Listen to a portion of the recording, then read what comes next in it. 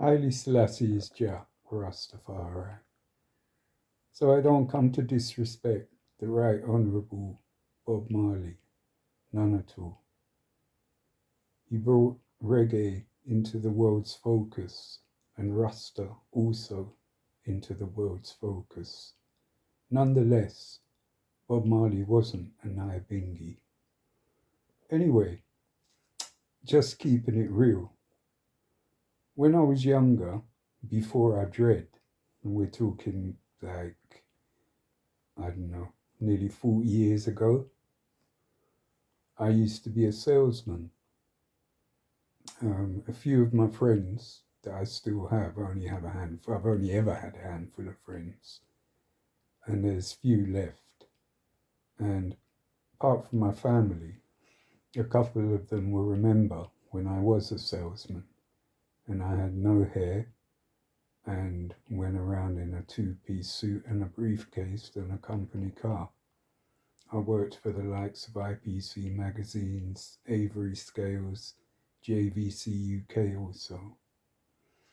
So I was quite accomplished. Anyhow, when I became a salesman in the world of sales, I was a pioneer in terms of there were no black salesmen in London anyway, or anywhere else, I imagine, in the UK. I was the only one that I knew. I was the only one that I ever saw working around in London. Now, the fact remains that there's no doubt that I was taken on as a salesman because of my light complexion and my mixed race. Whoever took me on figured that somebody mixed race, as long as they had the ability to sell and the diction and grammar and whatever to complete the job, would be far more acceptable than one of my full black counterparts. So keeping it real with Mr. Marley, it's the same thing, isn't it?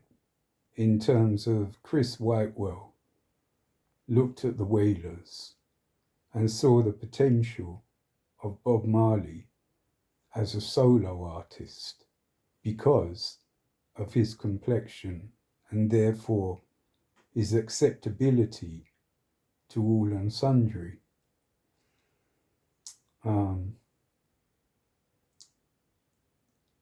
Tosh and Bunny would not have been seen as acceptable in the same way. As we all know, Bunny didn't want to tour anyway, and Tosh wasn't exactly up for it either, but he wanted to carry on with militant lyrics and what have you. Anyway, Chris Whitewell took Bob from the Wailers and projected him globally as a solo artist. He had instant success because his appeal was that much easier by himself. And he was able to commercialize his music to a level, or have his music commercialized to a level, to make it more acceptable and more poppy to all and sundry. As I said, I'm not hating on Bob, you know.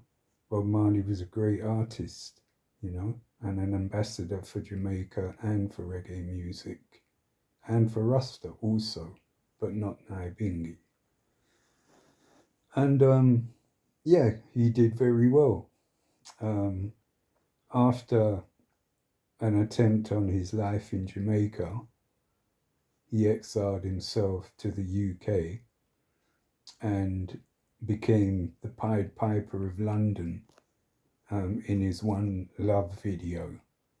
Now, just taking that, the One Love video where he's walking around with all these different races of school children behind him, all following him, and he's jumping around like, as I said, the Pied Piper of London. Could you imagine Peter Tosh doing a video like that?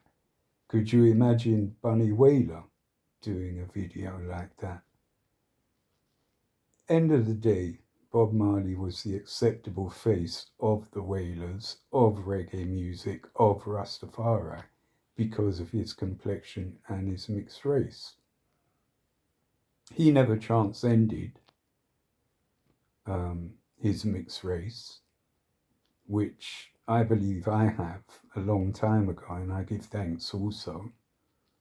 It's not a question of rejecting your mixed heritage.